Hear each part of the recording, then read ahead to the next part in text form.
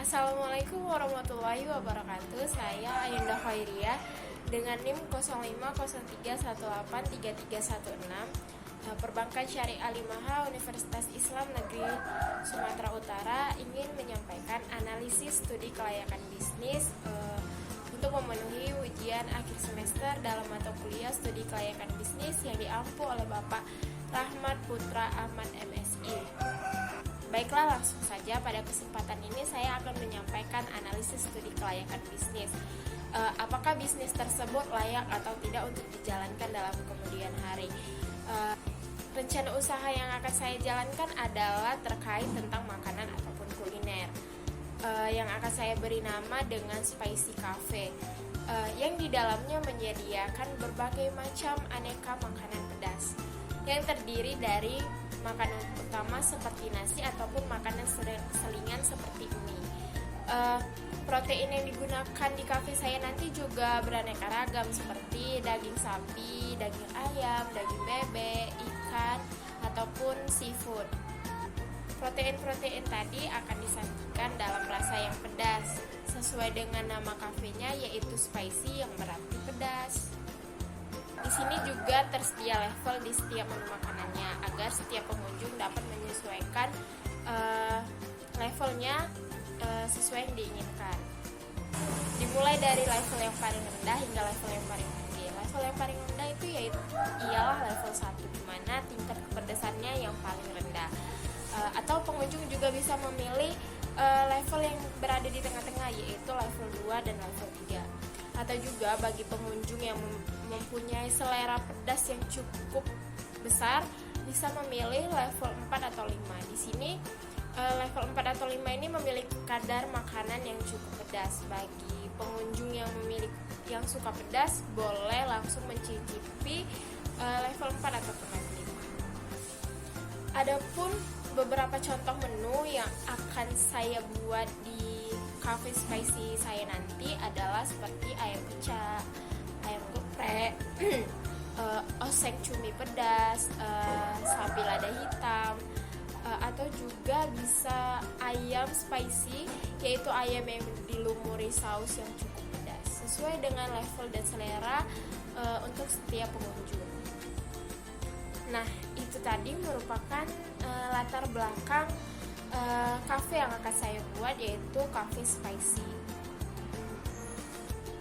Agar cafe spicy saya ini dapat berjalan dengan lancar, maka ada beberapa aspek yang perlu saya perhatikan dan harus saya lakukan. Aspek-aspek itu diantaranya adalah yang pertama aspek hukum. Aspek hukum ini bentuknya perseorangan yang akan saya beri nama cafe spicy, di mana kepemilikannya oleh saya sendiri, di mana legalitas suatu usaha ini sangatlah penting dalam bentuk surat, sertifikat, di mana yang akan dapat menguatkan keabsahan suatu tempat usaha kita tersebut. Yang kedua ada aspek manajemen dan organisasi, di mana strukturnya saya sendiri sebagai owner dan ada beberapa karyawan yang akan bekerja di cafe saya nanti. Di sini juga karyawan akan terbagi-bagi sesuai dengan keahlian dan bidangnya masing-masing. Ada itu bagian kasir ataupun keuangan, ada itu pelayan makanan, ada juga asisten dapur yang akan membantu koki untuk memasak, yaitu saya sendiri. Dan terkait dengan manajemen, di sini tidak akan lepas dari yang namanya planning, organizing, actuating, dan controlling. Yang ketiga adalah aspek sosial dan ekonomi. Di sini saya selaku owner untuk memenuhi ekonomi yang berdampak baik, saya akan memberikan kesempatan bagi masyarakat yang berada di sekitar kafe yang memiliki keahlian dan kemampuan untuk bekerja di kafe saya sebagai karyawan. Saya akan melihat kemampuan dan keahlian dari setiap karyawan yang akan bekerja di kafe saya nanti. Nah, dengan saya memberikan kesempatan bekerja bagi masyarakat sekitar, maka saya selaku owner akan memberikan dampak yang baik dalam bentuk aspek sosial dan ekonomi. Yang keempat adalah aspek pasar dan pemasaran. Karena usaha yang saya buka adalah kuliner ataupun makanan, maka target pasarnya adalah untuk semua kalangan, tidak untuk terkecuali. Terlebih lagi untuk para penggemar yang suka pedas, sangat cocok untuk mampir ke kafe saya nanti.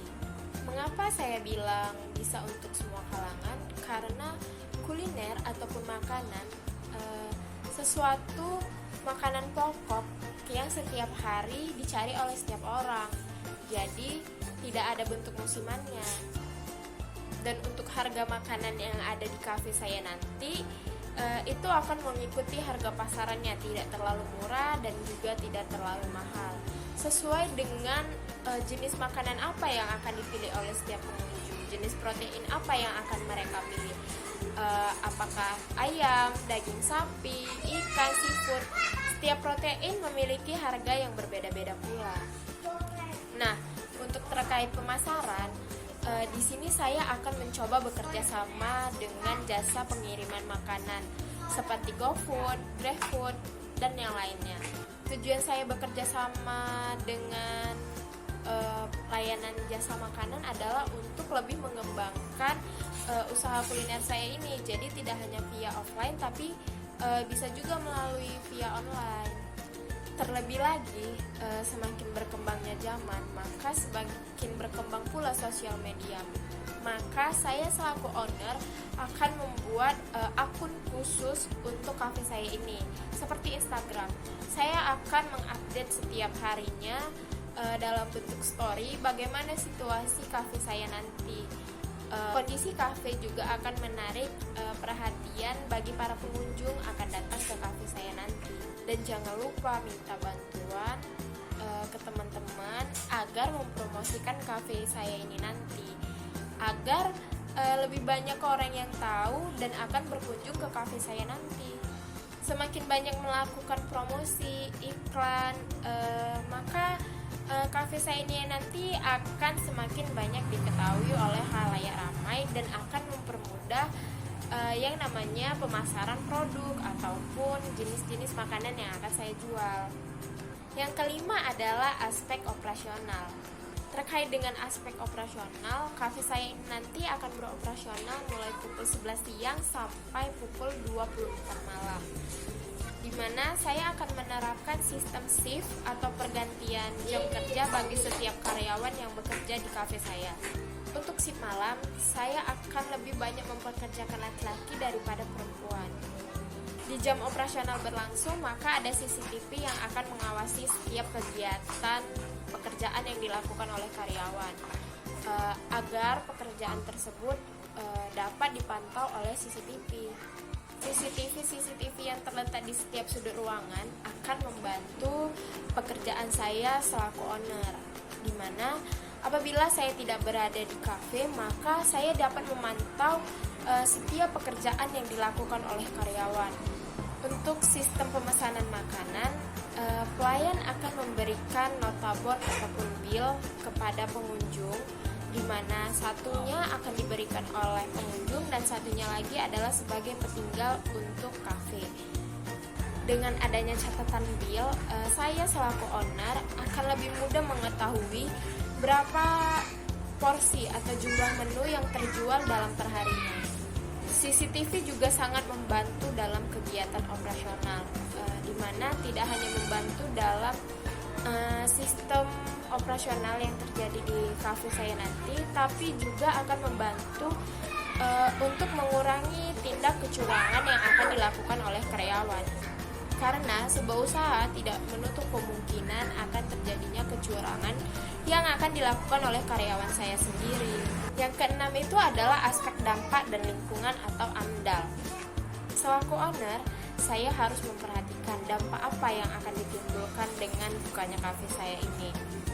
Apakah akan berdampak positif atau negatif untuk masyarakat sekitar? Selaku owner, saya harus memikirkan itu semua.